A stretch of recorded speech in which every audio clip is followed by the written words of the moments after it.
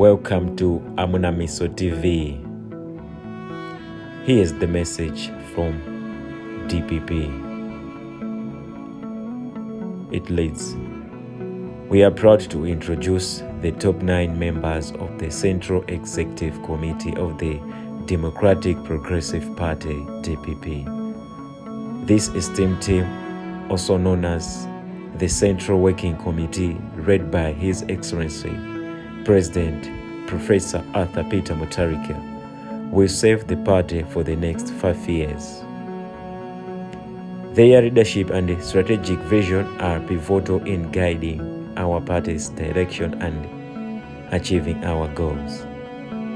Join us in celebrating and supporting these dedicated individuals as they take on this pivotal role in shaping the future of DPP." The message leads.